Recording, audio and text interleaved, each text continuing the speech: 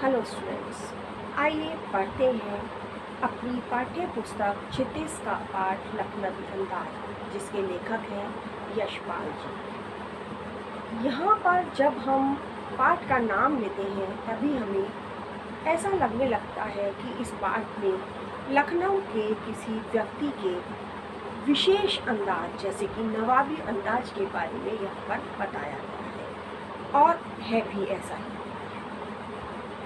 लेखक बताते हैं कि वह यात्रा करने के लिए मुफस्सिल की ट्रेन के सेकेंड क्लास के डिब्बे में चढ़ते हैं। मुफस्सिल की ट्रेन वह होती है जो किसी एक मुख्य स्थान के आसपास के छोटे छोटे इलाकों में या छोटी छोटी जगहों पर जाती है, उसे मुफस्सिल की ट्रेन कहते हैं।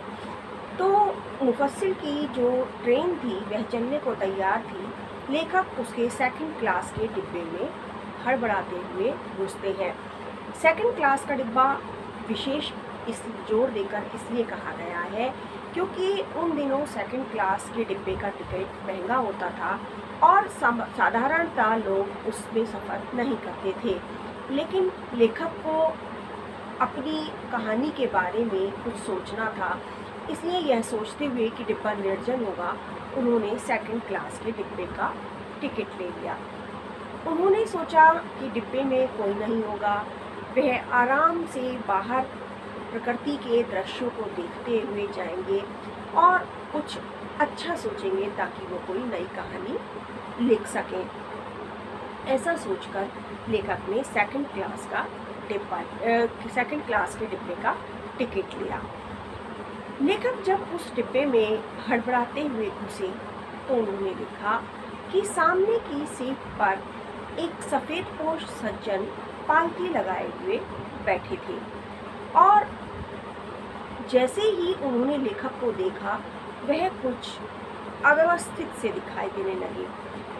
लेखक को उनके हाव भाव से महसूस हो गया कि वह उस समय बहुत ही अव्यवस्थित महसूस कर रहे हैं। वह बहुत ही कहना चाहिए कि उनके आराम में यह विघ्न पड़ गया, वो बाधा पड़ गई, वो ऐसी स्थिति उनकी थी। लेखक के अनुमान के अनुसार डिब्बा निर्जन भी नहीं था। लेखक दूसरी सीट पर बैठ जाते हैं। दोनों अलग अलग सीट पर बैठे हुए हैं। सामान्यतः देखा जाता है कि जब सफ़र करते हैं तो उस समय कुछ देर बाद ही अनजान व्यक्तियों से भी बातचीत होने लगती है और उनसे जान पहचान हो जाती है। सफ़र का जो समय है वह बातचीत में बीत जाता है। लेकिन वहाँ ट्रेन के डिब्बे में ऐसा कुछ भी नहीं हुआ। वो जो सफ़ेदपोश सज्जन बैठे हुए थे उन्होंने अपना मुंह दूसरी ओर घुमा लिया। उन्होंने दूसरी ओर मुंह घुमाया, इससे लेखक को एहसास हो गया कि वह उससे बात करने के लिए तनिक भी उत्सुक नहीं। लेखक ने भी उनकी ओर से ध्यान हटा लिया। कुछ समय के बाद ही लेखक ने देखा कि वे जो सज्जन थे वो खीरा खाने की तैयारी कर रहे थे। उन्होंने सीट पर एक तौलिया बिछाई थी और उन्होंने कुछ खीरे निकाले, लोटे में पानी लिया और खिड़की से बाहर की तरफ हाथ करते हुए वह उन खीरों को धोने लगे।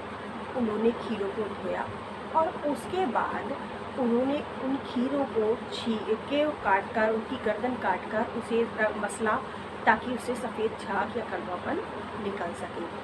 उसके बाद उन्होंने उन खीरों को छीला, काटा और तौलिए पर करीने से या बहुत अच्छे तरीके से उसको सजा लिया। जब तौलिया पर उन्होंने सजा लिया, फिर उसके बाद उन्होंने एक पुड़िया निकाली जिसमें जीरा और लाल मिर्च मिली हुई एक नमक की पुड़िया थी, जो कि लखनऊ के स्टेशन पर खीरा बेचने वालों की एक विशेषता थी।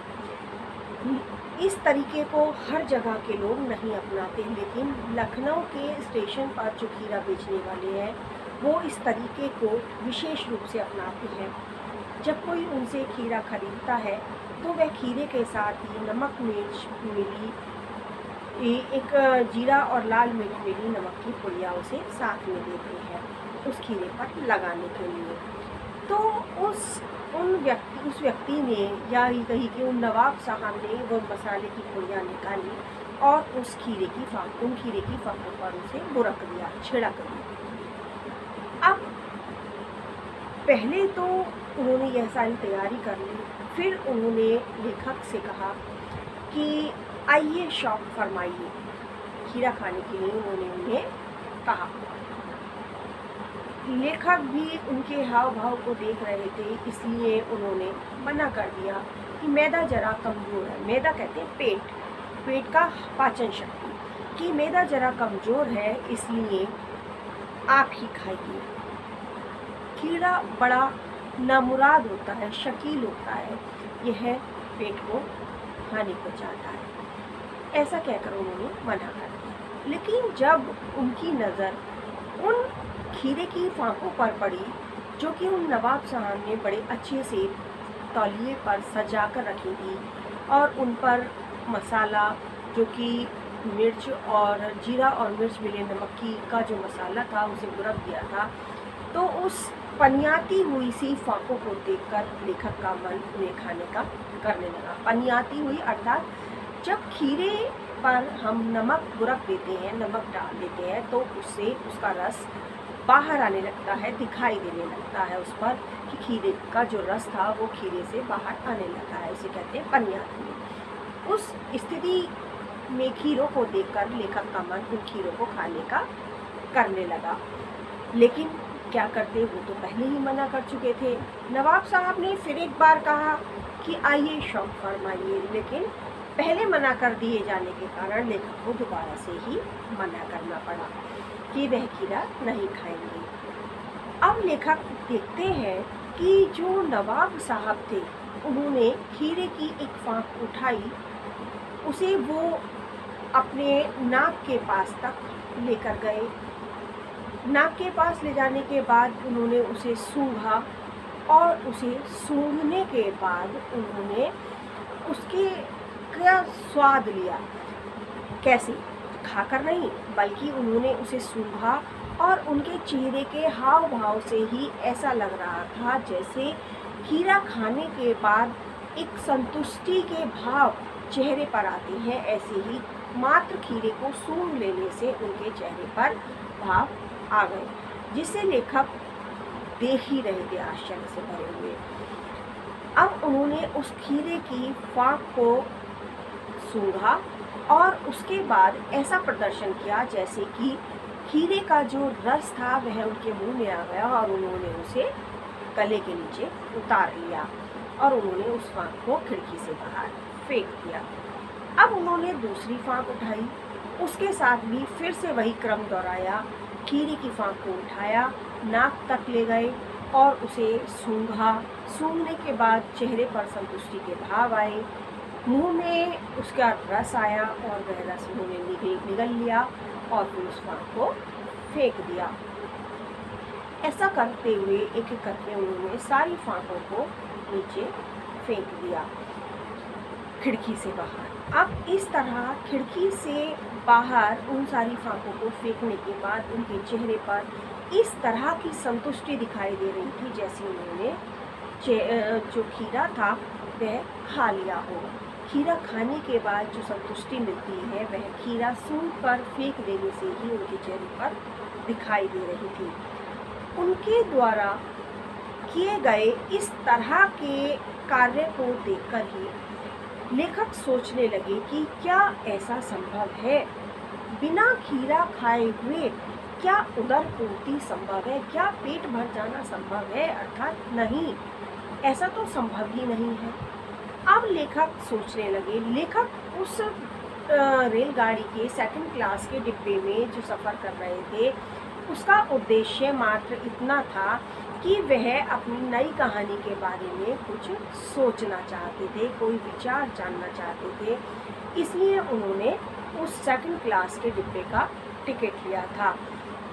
अब लेखक सोचने लगे कि जिस तरह खीरे को बिना खाए पेट भर सकता है, तो क्या बिना किसी कहानी, बिना किसी घटना, बिना किसी पात्र और बिना किसी चरित्र के क्या नई कहानी संभव है?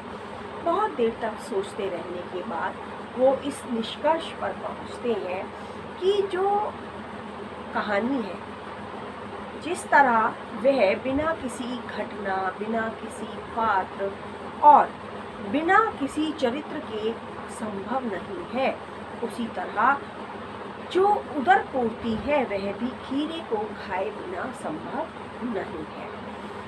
यदि यह उदर पूर्ति या संतुष्टि उन नवाब साहब के चेहरे पर दिखाई दे रही थी तो मात्र एक दिखावा था। मात्र यह था कि वो ये दर्शाना चाह रहे थे कि उन जैसे लखनवी नवाबों के अंदाज वाले जो व्यक्ति होते हैं वह खीरे जैसी तुच्छ चीज़ को खाते नहीं। तुच्छ कहते हैं बहुत निम्न महत्व को, जिसका जो महत्वहीन हो, ऐसी चीज़ को इतने बड़े लोग नहीं खाते हैं और वह उसको सिर्फ इसी तरह उसका प्रयोग करके उसे फेंक देते हैं। तो इस कहानी के माध्यम से लेखक हमें यह बताना चाहते हैं कि जो लखनऊ के लोग होते हैं या जो लखनऊ के नवाब होते हैं उनमें मात्र अभिमान और दिखावा होता है। वह उस दिखावे के लिए कुछ भी करने को तैयार है।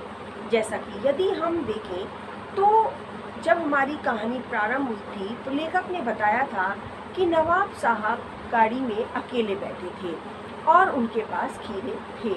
यदि उनके पास खीरे थे, उन्होंने खीरे खरीदे थे तो उस एकांत डब्बे में खाने के लिए खरीदे होंगे। लेकिन जैसे ही उन्होंने देखा कि लेखक वहाँ उस डिब्बे में पहुँच गए हैं तो उन्होंने उन खीरों को खाने की बजाय दिखावा शुरू कर दिया और उन खीरों को अच्छे तरीके से धोया, काटा, नमक मिर्च भुरका, सही तरीके से तौलिए पर लगाया, लेकिन सूंघकर फेंक दिया। तो जो लखनऊ के लोग होते हैं वह कुछ अलग स्वभाव वाले होते हैं, या ये कहिए कि वह दिखावे से भरपूर होते हैं। इसलिए लेखक ने यहाँ पर इस कहानी के माध्यम से उन लोगों के दिखावे से भरे हुए व्यवहार के बारे में हमें बताया है कि वहाँ के लोग इतने अधिक दिखावे से भरपूर होते हैं।